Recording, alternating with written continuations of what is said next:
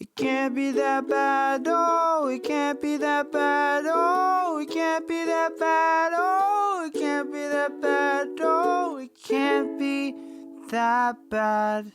Finally, hey, welcome to my ghetto setup, dude. Bro, I'm so happy to be here. This is dope. Thank you, and I'm so happy that you're here. And what a crazy occasion. We are just jammed in my tiny hotel here in New York. I visited you, and I couldn't be any happier.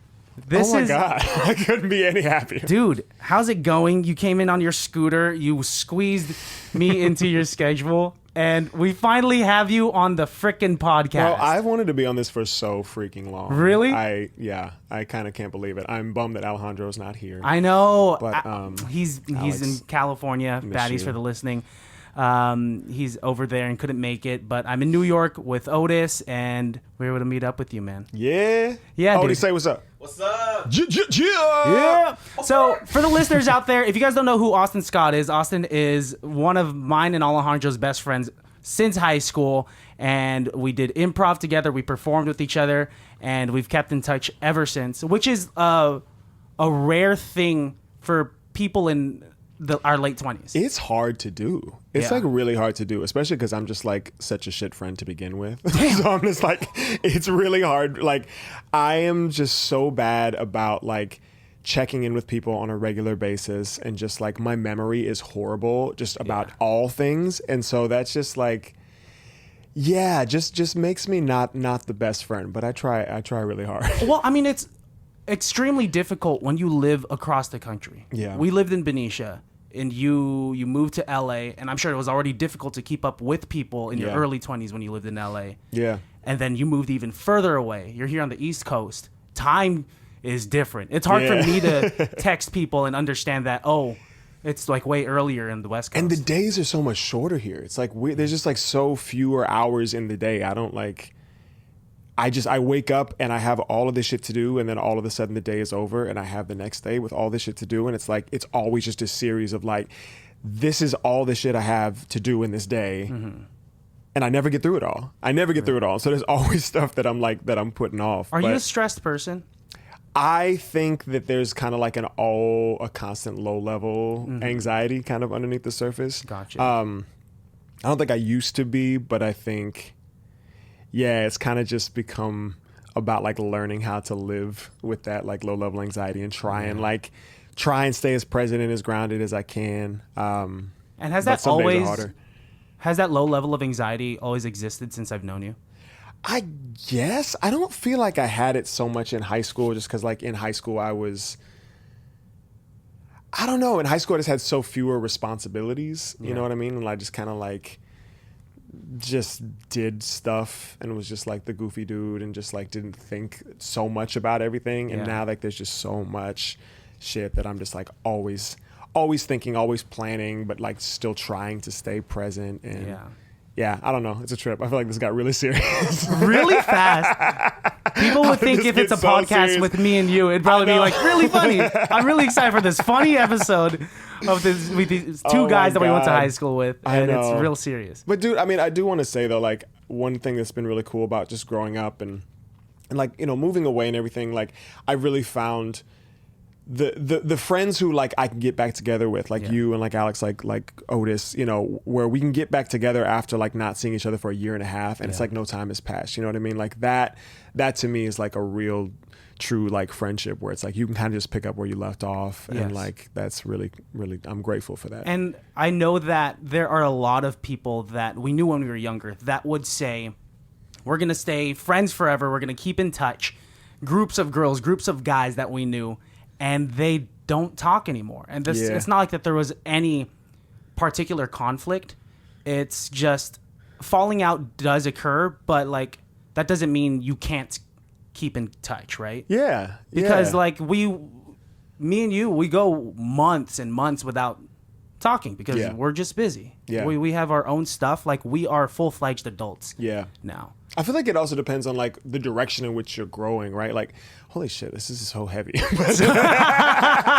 sorry, this is like the heaviest episode you've ever done. But like it like, you know, you either grow together or you grow apart, right? Like some people just like grow in a similar direction and like they continue to vibrate at the same frequency, and like that's, you know, that's dope. And I think that's how, you know, the friendship stays together. And then other times you just grow into like different people in different directions, and like that's cool too. As long as you're growing. Exactly. As long as you're as long as like you're it's moving. fine if you grow apart, and if you really just are not, if your friendship is really not that compatible. Yeah. You know? Yeah. Because we only have so many years on this planet. Damn, this is heavy. We only have so many years on this planet. How did this happen? I don't know. I think I asked you one question and it just snowballed. I mean, well, just all in all, I'm very grateful for our friendship. Me too, man. And we're going, probably like close to 12, 13 years of friendship. We're old. We are getting... We're so old. What's happening? I think the late 20s, I feel like I'm in my prime. I feel like... Oh, hell yeah. We always say we're getting old, right? Right. Because time is passing. And when you get into a routine, less memories are made. And when less memories are made, it just feels like time... I know, but I read this. I know exactly what you're talking about. I know. We're going there. Screw it. Let's just lean in. We're doing it. Let's lean into it. Yeah, it's like... This is fucking... What's that guy's name? Into the Cosmos with... Oh, Neil deGrasse Tyson? Neil deGrasse Tyson. Yeah, here we go. That was terrible. I'm so sorry. No, but I read that. Yeah, it's like when you're younger, everything is new and novel, and so your brain is like creating all these new circuits and everything like that, and that's why time feels like it's stretched. But as you get older, you're not doing that as much. Like you just said that. So, like, but now I said it, and so you said it in a more articulate fashion. It's so specifically that applies to our 4 short years in high school. High school feels like it's so long to a lot of people because every day's not routine. Yeah. Because you're young, you're making new friendships, you're working on old friendships, you're meeting new people because you're getting new classes every single year. So we're making an extreme amount of memories. Yeah. And so that makes the 4 years feel very long. Yeah. But once you go into your normal job with your career and you have a routine life, time just goes by. Exactly. And it is sad. It is very bittersweet that if you do have the luxury to hit a routine, right, where like your life is not so conflicting, then that's great. Yeah. But also, I feel like it's a balance, right? Like it's enjoying that routine because it's very good for you, but then also like finding ways to keep it fresh and mix it up and like keep yourself on your toes. Like that's... Yeah. I don't know. I feel like that's the interesting way of going through life. Where are you going to settle down? Are you going to come back? Where am I going to settle down? My dream is to kind of like straddle both coasts and like, you know, be able to go back and forth. Gotcha. But for right now, I'll be out here for a while because this is just like, it's where theater is, but it's also like there's more and more film and TV out here, which like I'm really, you know, I want to do more of. And like, you know, my girlfriend Alexa, like her family's out here, and like my family is out in California, and so it's like I'm like kind of trying to get them out here as well. Yeah. But you know, I want to be able to like have the ability to go out there like really often and like, you know, see them as long as they're out there and like do some work out there, but then probably have this be like the home base. Does this feel like home? New York feels like home now? I'm getting used to it. I don't think I would choose this if I weren't, if it wasn't for work. Like, if it, you know what I mean? I think I don't actually know where I'd be. I'd probably be in California, but who knows? I might be in someplace like DC or something like that. I really like DC. But yeah, I'm getting more and more used to it. I feel more and more like of this city every year. Yeah. Now that I have like an electric scooter. I feel like we had one of those assholes just like, you know, we just had lunch yesterday and I did not notice that you had an electric scooter and helmet next to you until you said goodbye. I was like, is this your scooter? I've evolved, Christian. Yeah. I've evolved. Because you're this like cool 6'4" guy that you present yourself like in a certain way. But it is so goofy when you're just like, see you guys later. And you put on your helmet. And you're like, okay. Wee. Yeah. Yeah. I can't lie, though. I feel really cool on it. I know I don't look cool, but I feel really, really cool. Really? Yeah. Just like the wind blowing in my non-existent hair. And I'm just like... I feel like I'm going so fast, and I'm not. I'm going like 10 miles an hour because I got the really safe one. Like 10 miles an hour. That's its max? I got the really like safe yeah. You can run faster than 10 miles Okay. per hour, right? Is that possible? You can, but I'm not running all of New York. Oh, that's true. That's true. I mean, but Austin, look at those legs. Like one stride is about already 10 miles per hour. Yeah. I am like a gazelle, but I have a leg length discrepancy, and so running is very hard for me. What's your I don't- leg I don't length know what that discrepancy? was. What is the? One leg is shorter than the other. You're kidding. No. Really? Yeah. Oh, that's why you always stand really cool. It is common, right? And it's like not even that much. I like say it all the time as an excuse for me not being a runner, but it's like half a centimeter. Okay. It's not even. It's not not even that a thing. Yeah. You were like an athlete growing up, though. Did that did that make it difficult for you to play basketball and all that stuff? Yeah. I mean, I always hated the sprints and all that stuff. I mean, who loves them? I guess. But Yeah. Yeah. It was always kind of harder for me, but it was fine. And then when I got injured in the senior year, junior year, whatever that was, like I just like put my athlete's days behind me, and now like. Was that your number one? Was like, you are a creative in many different ways. You have a lot of different passions, right? And so at the time, basketball was one of them. What was the order of your passions? Wow. I don't know. I mean, I liked basketball a lot. I think it got to a point where like when it started to get serious, like when I was like on varsity and stuff, I was looking around, I was like, these people are like ballers. These are actual athletes. I don't feel like I'm that. You know what I mean? Like it was just kind of fun, like, you know, playing at Waters End Park over the summer and stuff like that. Like that's what I really loved about basketball. So I think when I got to that level, I was like, oh, I don't think I want to do this long term. So it kind of slid back. But I think I was always like, acting was my first thing. Yeah. I liked to sing, but I didn't ever put that first. Basketball was in there. But then like when I got injured, I think that's when I discovered like music actually to like a real degree. And I started like, you know, doing the infamous ENT and the I was and about all to of just that bring that stuff. up. I know. You know, I found that CD not too long ago, CD. and I was gonna slap it, but I couldn't find a CD player. we were selling those things like crack. We were like, hey, yo, you heard this new jam? From infamous ENT, dog. $25. We had the audacity to charge like $25. Yo, was it for this $25? thing we made in my garage? We had the audacity. I think it was like at least 20. It was. Is it on maybe Spotify 20. still? It's still up, right? I don't know if it's on Spotify, but I know it's on like Apple Music and stuff like that. Damn. Yeah. Listeners out there, listen to Infamous ENT. My mind. I'll put the link up in the description. That's the jam right there. But yeah, shout out to like Scooter Douglas, Josh Johnson, like everyone I was doing that with, like Scooter and Josh, like they have like created this whole big music career of their own. Like That's they're so killing it awesome. in the Bay Area. Like That's it's fucking really awesome. it's really really really dope, and I'm so like happy for them. It was dope what you guys were doing though. Yeah. For being, however, what were you, 16 or 15 or 16 when Yeah. that was happening? That is thinking at such an advanced level of creativity, because the fact that you had access to be able to have a studio in your garage, because I was even able to sing in there. You Oh like, yeah, no recorded a dude, I few have things all on of there. those recordings, like with you and Kirsten and you and Jazz, and I have everyone who has ever recorded in that. I'm talking straight to you now. I have your things. owns You will us. have to pay me to get them Oh, back. if we want it. Yeah, no. If you want me to destroy them, or if you want them back, you know, Holy shit, you will pay me. dude. No, everything is good. Like that's what's such a trip. Like I go back through and I listen to it all, and like there was so much talent in Benicia and Vallejo, like so much talent, like everything that people came through. Like Dante did like his guitar lick, and I did recorded some stuff for like Nights on First. Remember that band with Garrett Reisner, and like everyone who came through there was just like so freaking talented. Yeah, at a very young age. Yeah. But the hard thing about pursuing a career in the entertainment industry, whether it's music or acting or anything performative, Yeah. you got to play that game. You have to put yourself out there. I mean, like, and you had to like grind and go above and beyond to really do the damn thing, man.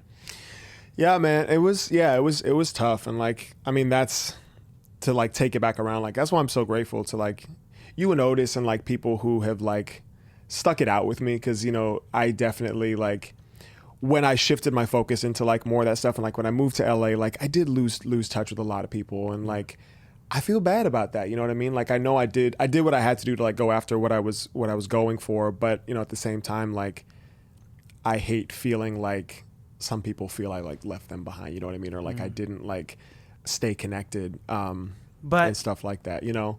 To add on to that, and to defend maybe your insecurities with thinking that, I think that those that should stick around in your life when you're making these strides with your career and what you want to do in life, those that should stick around are the ones that understand that there is a certain amount of absence that needs to be taken, because you don't want to spread yourself thin. Yeah. You don't want to kind of be there for a friend when you don't have the time or the energy, because you'll just be a shitty friend. Yeah. Because all you need is just like one conversation after months of not speaking to each other, and it brings you right back. Yeah. And it's like nothing ever happened. And that is so cliche to say, but it's, cliches are cliches for reasons, because they're tried and true, right? True. Yeah. Because every time I see you, it does bring me back. I feel like you make me young again. You make me feel brand new. Really? Because I'm like, oh, it's Austin. I'm going to be a goofball today. Even just like talking outside the theater, like last night, like we just slide right back into that, where we just like, just dumb as shit, and just like, just have fun. And I love that. I love that. I do have a few notes for you as a friend. Give it to me. Be shorter, please. Listen, I can't tell you how many times I've gotten my knees done, and like they just can't take any more inches off. Just walk around on your knees, man. just take them off. Dude, when you go on that scooter, don't even go on there with your feet. Yeah. Go, like, put your knees on the scooter. Okay. Scoot short. All right. Scoot short. Well, because it's every time I hug you, it's like your collarbone's just right in my face, man. You're so insecure about your hugs, but you give great hugs. With yesterday, like you're normal just like, I'm heighted sorry people. I was doing this, but if you like wrap your arm up around my like shoulder and then like grasping, I've never been hugged like that before. I just want to really climb nice. you. I want to climb you. Well, it's nice to feel climbed. I appreciate it. Jesus, nice to feel climbed. All right, we're gonna clip that. Put that on a t-shirt. We have a lot of memories together. Something I was thinking about, something that I always think about when I think of you, or like a story that I like to tell if someone brings us up, is, there was this one time we had improv practice at my house, because that's where we used to have it. And you would come early sometimes because you're extremely punctual. And my mom would always feed us. Sound like me. And she got us Kentucky Fried Chicken. And you didn't eat any, but I had a plate full of chicken, and I looked at you, and I said, should I eat all this skin? Why did you ask me? Because I looked up to you. I mean, like, it seems like you made better decisions in life at the time. And you were like, Christian, no, don't do it. So I put it away. I probably wouldn't be here today if I ate all that skin. I'm sorry, you could have eaten the skin. No, man. No one should eat that rob you skin. of that joy? No, you saved me from like extra cholesterol, Oh my bro. God. Also, why did I not eat fried chicken? There was fried chicken in the house, and that didn't sound You like probably, me at all. I don't know, were you watching your figure? Spaghetti. Oh, that's right. spaghetti I did too. love spaghetti. Yeah, my mom made a lot of spaghetti. That is true. That was a fun time. Do you still? I mean, it's probably been a while since you've done comedy improv of any Well, sort. I was just gonna say, like, I'm not funny anymore. I'm funny, but like, I'm not funny anymore. Are you fishing It's for a weird. compliment right now? No, I'm literally not. I'm like, listen, I'll make a joke or whatever in life and it'll be fine. But like in high school, like we used to do improv. Like we were up on stage and like, that was like what we did. And like somehow I like moved to LA.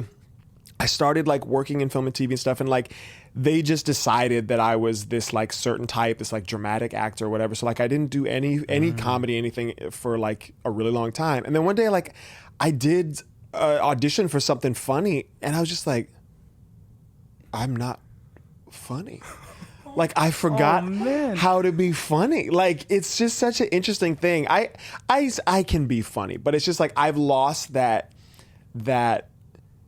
just like wild and crazy, like free, not thinking about it thing. You know what I'm saying? I'm sure if I like got back into improv, it would come back. But I think it's a muscle that you have to like work out, right? Yeah, totally. And since you are mainly a dramatic actor as of like late for the longest time, right?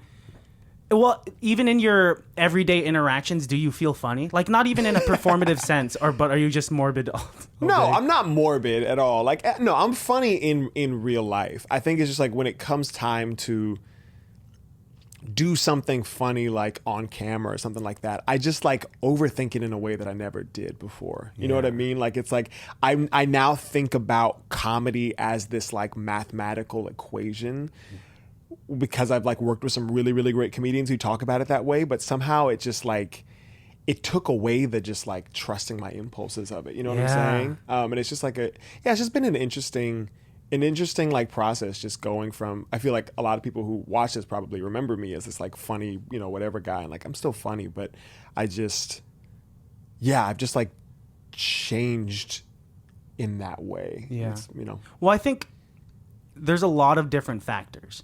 There's like, what is the balance? Let's say if you're going to do comedy as performance, what is the balance between it completely being an innate skill and it being a mathematical science? There's a science to everything, right? And then you don't want it to lean one way or the other, because if it's completely innate with no structure, then it's probably chaotic, right? Right. But if it's too mathematical and too like thought out, it could be great, but also it could strip away the fun. It gets restricted. Yeah. I remember you told me you were doing some improv down in LA for a little bit, right? I did for a minute, and you didn't enjoy it because it was a little too structured, right? I think that's where it started. Yeah, like I did that, and all of a sudden it wasn't just playing improv games and like being funny and just like doing the most to get the laugh. You know what I mean? Like, it became like, this is highbrow, this is medium brow, this is lowbrow humor. Like, never do the lowbrow humor. You know, it's this is funny, but it shouldn't be funny. And like, it just got really kind of, I don't know, highfalutin, you know what I mean? And like, I think that kind of started me down that road of like thinking of it as something more than just fun, and just like trusting your instincts and just like being goofy, you know what I mean? So I don't know, I think I'm like on the couch right now, you know, I'm like in therapy session, I guess. But like I think it's not so much that I don't feel funny anymore as like my relationship to comedy has changed. Yeah. That's such a good way to put it. Because I feel the same way with my comedy as I've grown up, because I've done more improv with different troupes.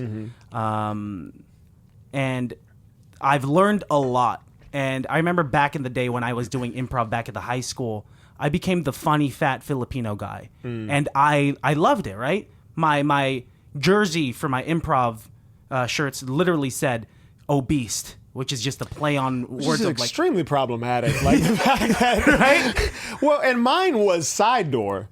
Why was your side door? It was a double joke. One was that I always came to rehearsal through the side door, right? But somebody always was like, yeah, and also you're black. What? Yeah. That was the whole, That's wild. Do you remember this? Yeah, it was this whole like kind of like secret joke of like, we're like poking fun of the fact that like I was like the only black guy on the team at that point. And like, I was totally on board for it, but like looking back, there's a lot of problematic shit about both of our our things. Well, and like David's was like more man because he was Mormon. You know, he's Mormon. It was like more man. Wait, did he choose that? I mean, it's okay, I guess, if he chose. We all, I think. Well, I don't know. Did you choose yours? I chose mine, but someone else gave it to me prior to that. Sorry. I walked into a classroom. So problematic. Maddie Long. I walked into a classroom and she was like, obese. Oh. I was like, honestly, I'm kind of fine with it. I've been called like worse, and it's kind of dope at the time. But I feel like humor was more forgiving back in the early 2010s, right? Yeah. And now political correctness has entered the industry like with a storm, and so it's easy to get like canceled, man. Well, that's such a good like. Another thing I don't think I've really thought about much is like when we were doing improv, everyone was like 16, 17 years old. Yeah. Like, it's a whole different thing that people find funny than when you get into your 20s and you get into this more like adult, mature humor. And like, of course it's different. Of course it's not going to feel the same. Yeah, it's not no longer. Comedy is no longer just about funny voices or like, hey, look at me, right? Or like doing a pratfall on stage to get some attention, right? Now it is really about structure, timing, references, pop culture, which is all beautiful. Like if you do master and can hone that skill of being able to take this information and put it out. Yeah. No, I mean, I've worked with some like really, really incredible people, like Lori Tan Shin, who is she's on Nora from the Queens right now. She plays the grandma, and like some other just really incredible like comedic actors. But I remember I was doing a show with them, and we would have a preview for an audience. They would try something like try a joke. The audience would laugh, but the laugh would like die after like 3 seconds. And they're like, I think if I hold a half second longer on this and then like throw my hand up here and then like add a slight inflection to this word, I think we can get the rolling laughter that'll, kind of keep going and then trigger a second laugh. And then they did it the second night, and exactly what they said was going to happen happened. And like that was me being like, wow, there really is a science to this. You know what I mean? And there are people out there, the comedic actors, that have really mastered that. And it's really cool to see. I think I realized that like I'm not so much interested in that kind of comedy. You know what I'm saying? Because that's breaking it down to a whole other level. Yeah. That's at that point, if you could do that, because I think stand-up comedy, it has a lot of similar structure in terms of like honing the inflection, the delivery, what words do you use, the verbiage, right? Yeah. To be able to predict the laugh. Yeah. And I'm trying to get into it. I told some of the listeners on previous podcasts that I've done some open mics and I've bombed and I've done all right on some, but that is a completely different muscle to work out on as opposed to like the improv muscle. Yeah. Totally, right? totally. I have so much respect for anybody who even attempts stand-up comedy. To me, that is like the most terrifying thing in the world. Scary. Like we do this thing at the end of the show where it's like we do the Broadway Cares speech where we collect for Broadway Cares, which is like a foundation that helps people. And I'm terrified of it. I've only done it like once in like the 3 years that I've been on Broadway. I've done it like once, and I just was so nervous. I was like, what if I try and make a joke and they don't laugh and then I forget all my words, like, what I'm going to say after that? Like, it's so... Just glitch and freak out? Yeah, it's like so terrifying to me. So I have so much respect for that. Like, give me a script and I'm like good to go. Like, I'm fine. But like put me up there and like ask me to like say a script but feed off the audience and make it funny. I don't know. I lost my train of thought. Funny. You know what I'm saying? Make it funny. Yeah, it's like that's the hardest direction ever. Like it's easy to be funny in an environment where you're not expected to be funny. Yeah. But once you're put into this place where like, oh, this guy's funny. Like it's the whole thing of like, oh, Christian, I heard you do stand up. Tell me a joke. Be funny. And then you say something. They're like, well, that wasn't funny. No, we expected something funny. And it's like, but improv, there's a lot of forgiveness because the audience is in on the joke that we're making this up on the spot, baby. Right? And like with stand up, right? You've got a joke. You say the joke. If it doesn't land, that's it. You got to move on. It didn't land. In improv, you can do something. If it doesn't get a joke, you can be like, yeah, I'm going to be even bigger. And now I'm just going to be ridiculous. And then you laugh at that. And it's like, there we go. Like you can kind of keep going until you get it. Whereas like with stand up or like, any other scripted comedy, it's like you get the chance and it either lands or it falls flat. You get the chance. You try to deliver the joke. You hit the punchline and people are like, that's what you've been working on? As opposed to like improv is just like, oh, it's okay because we're in on it together, right? Yeah. And then like you could laugh at yourself during improv, break character. People fucking love that. Yeah. And it's always been this safe place for me. And but stand up, I think what we're used to is team-based performance. Like everything you do, like you're on stage. That's true. Somebody else has your back. Like that, you're not alone. Yeah. That's a big part of it too. That's so true. Do you favor live performance over film and TV? What you think? I think just like naturally I'm more inclined to film and TV just because like my voice is naturally softer. I kind of prefer like the subtlety to like the projection, you know what I mean, that like you do with theater. So I think, I don't know, I like them both, and I like my goal is to do both, to be like, you know, like Denzel Washington or Hugh Jackman or some, you know, Viola Davis, like who comes back, does like 4 months of a Broadway show, and like that's it, and they go and they do, you know, their film and TV and stuff like that. So that's what I'm shooting for. That's the dream. And I think you're going in the right direction, man. I mean, I'm sure you already know, but like we're also proud of you. Thanks. It's something that you're very inspiring to all of us back at home. Like this podcast I do because I'm living that routine life that makes my life go fast, man. I hear you. And that's like, it makes me very emotional. And it's and so doing this is like my creative outlet. And I've said this before, but they're time capsules. Yeah. Like I don't give a fuck that how many people watch this on YouTube, how many people listen to this. The numbers, of course, they might hurt my ego for a quick second. But me in like 10, 20 years, whatever I am, like what if I have a family and like if I'm just like not even living in California, I could always look back at these. These are immortalized. This conversation is now forever immortalized. Yeah. And I'm so happy that we did this because you're such a good friend to me, and I don't interview friends. I just have a conversation, man. And this is what this is. No, I love it. And that's why I like it's so dope to just be able to come on and just like just talk about like personal stuff, you know what I mean? It's like so often like I'm talking about Broadway, I'm talking about the work, or I'm talking about you know, racism on Broadway and in the entertainment industry. And I'm just like talking about all these like things that are very, very heavy, and I don't necessarily get to talk about like me with somebody who knows me. You know what I'm saying? Like I'm so grateful for that opportunity, and like grateful just to have a conversation with you on or off camera, man. It's dude, you know, I really appreciate it. It's making me emotional. I'm so sorry. When Cry. When I watched your show last night, and it's fucking amazing, so good. Oh, and I was so sad, dude. It is such. I know anybody who's gonna come and see it, just know it is very sad. It is such a good show. The company is incredible, but it's heavy. It's heavy. Yeah, man. It made me think about my life. It really just. That's when I started having these thoughts of like, damn, dude, life is so short. Because essentially what the show is about, it's a glimpse into these misfortunate lives, right? Just like a glimpse. Yeah. And it made me think about like, damn, like what's a glimpse into my life? What am I doing to make like my family proud? Because that seems like that's a theme in the show, right?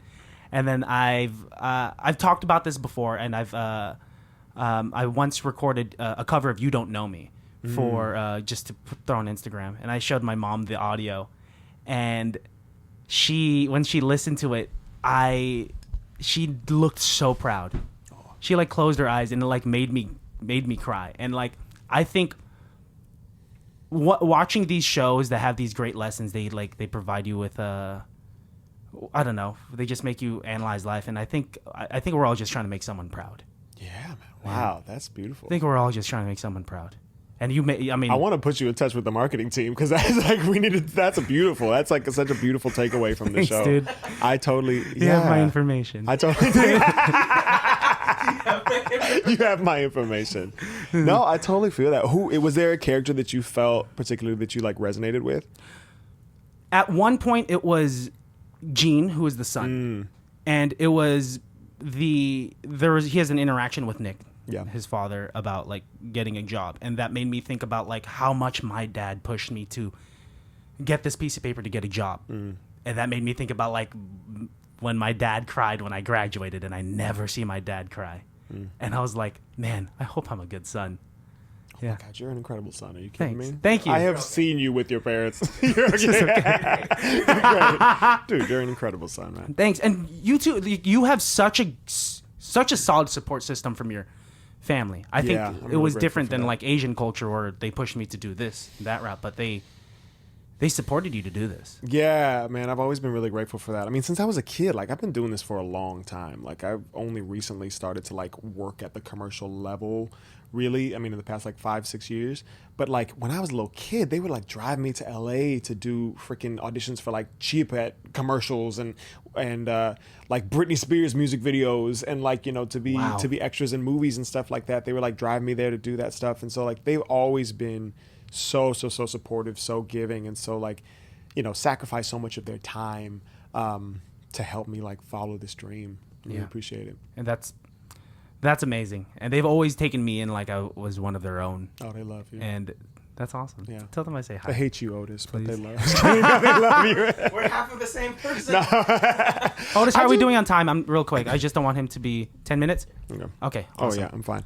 I do want to say though, like every single person that like meets y'all, they just walk away. They're always just like, I love them.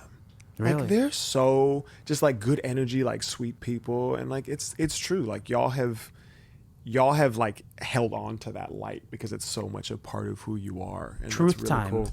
Give it to me. Sorry to interject. No. Does Lexa like me? Yes, Alexa is she's the most recent person who has said this, which is why I'm saying it now. Really? Just met y'all. Oh, well, Okay. she's met you a while ago, but she just met you last night. I get so insecure because she has such good energy. I'm like, I she literally likes said me. that, I was like, she is awesome. I think she No, could she read loves you souls, guys. and I feel like she might be like reading into like my insecurities and my flaws, and I'm like, I She can. hope you like She me. can read souls, but she's deemed you worthy. She has seen you at That your core. she deems you worthy. Okay, that's scary. That's scary. No, I'm kidding. I'm cool off of that.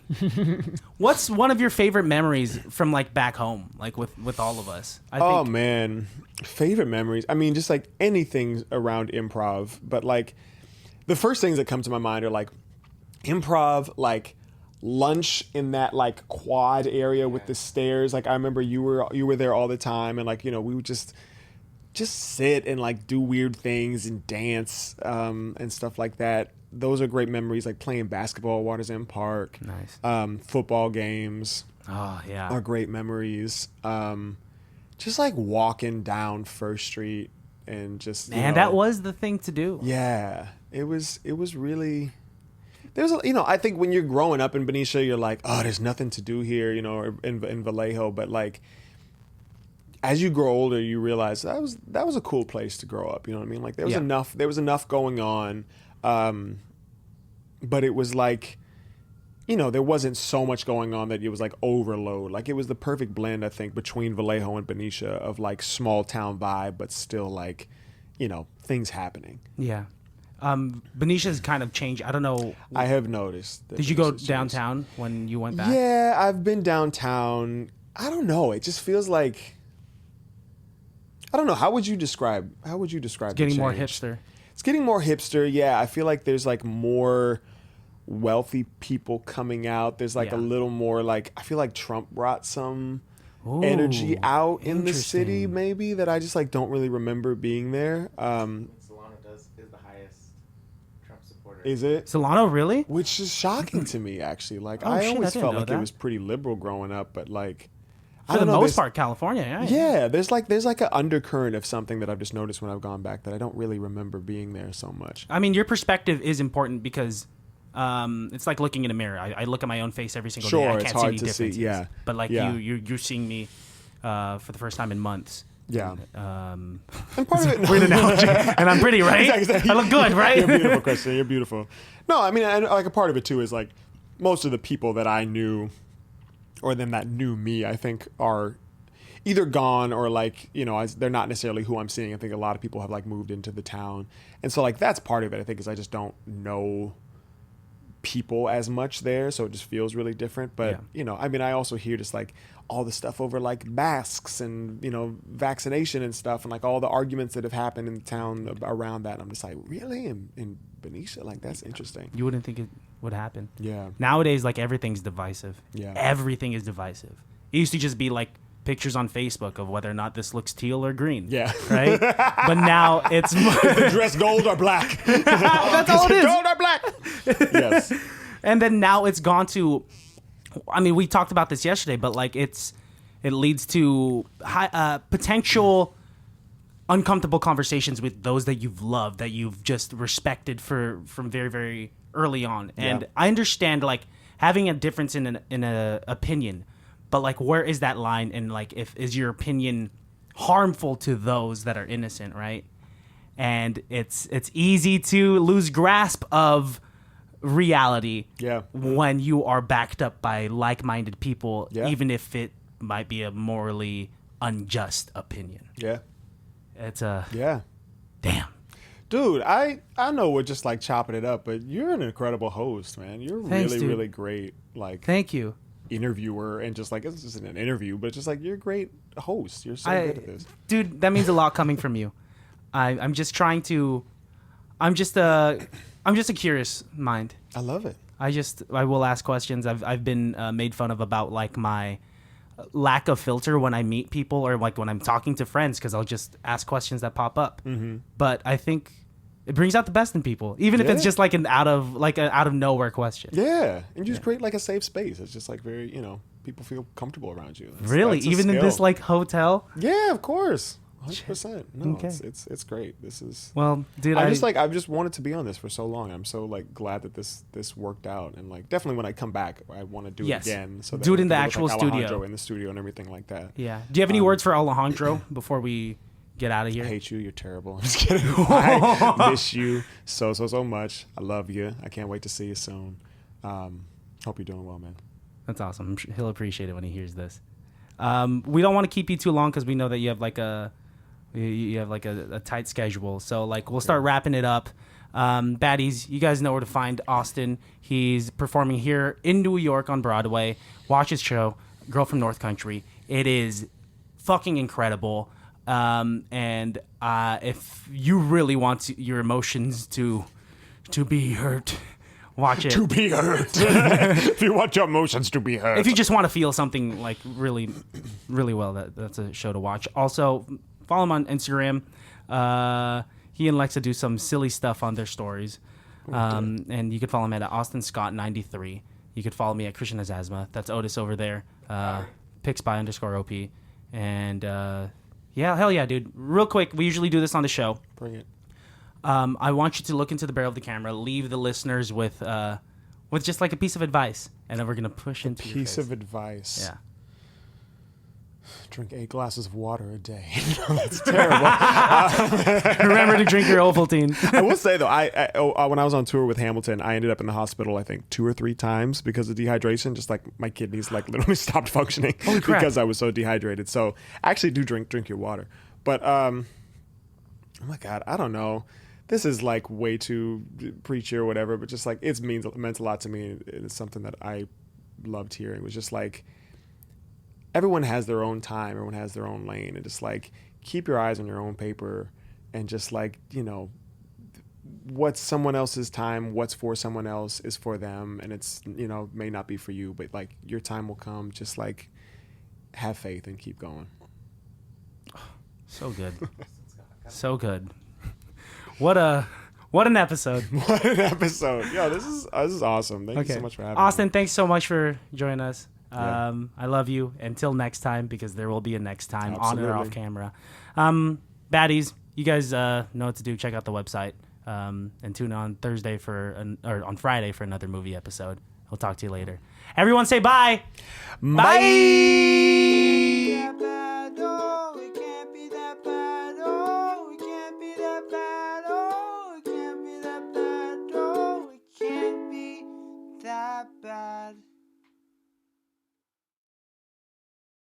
Baddies, thank you for listening. We are brought to you by companies like M3 is 3D. And if you want to get more information about them, click their link in the description below. If you want to learn a little bit more about us, see some old episodes, buy some merch, check it out on ICBTB.com. Of course, you can always get in contact with us there and on our socials at ICBTB Podcast. And that's good stuff. Thank you.